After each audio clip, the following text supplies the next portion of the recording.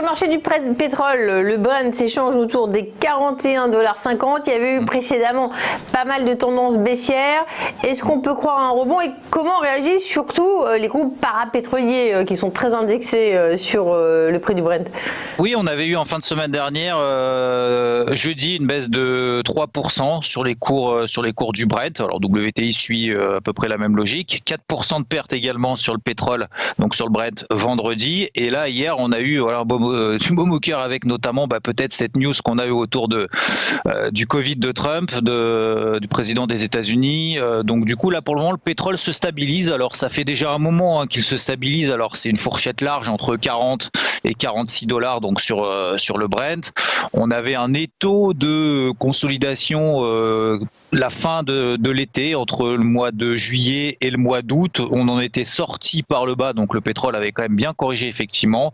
Tendance baissière à très court terme, parce qu'à moyen terme, depuis qu'on a eu l'épisode du WTI, des contrats à terme sur le WTI, donc le pétrole aux États-Unis qui était passé négatif, depuis on est quand même dans une tendance baissière, haussière très très forte. Tant qu'on reste au-dessus des 40 $ sur le Brent, il n'y a pas véritablement pour le moment de panique vendeuse, quand bien même il y a énormément de volatilité. Effectivement, alors le problème c'est que sur les compagnies pétrolières, elles n'ont, pour certaines d'entre elles, ou pétrolières ou parapétrolières, comme par exemple CGG, qui je rappelle fait des produits géophysiques pour les compagnies pétrolières et gazières justement. Et ces sociétés-là, le problème c'est que elles subissent de manière vraiment très sensible et très fortement le début, notamment depuis le début de la crise du Covid. Elle ne se relève absolument pas, contrairement au cours du pétrole, comme vous l'avez dit. Et c'est un peu le problème de CGG, c'est elle n'était pas bien. Depuis 2017, elle faisait que des pertes. Ça allait un petit peu mieux juste avant le début de la crise du Covid.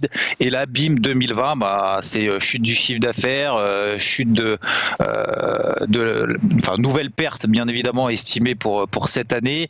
Elle essaye de céder ses activités, donc c'est vraiment très compliqué. Alors, bien évidemment, du coup, a fortiori, l'endettement ne se réduit pas, quasiment quand même 1 milliard d'euros d'endettement.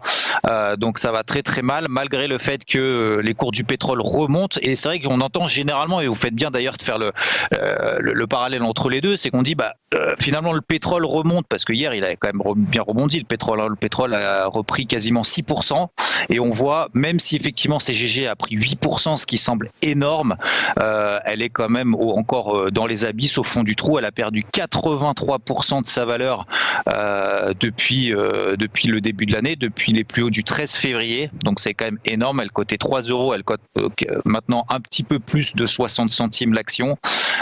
Donc ça va très mal. Attention à pas chercher le point bas sur ces dossiers, parce que c'est pas parce que ça a perdu 80% que ça peut pas en reperdre 30.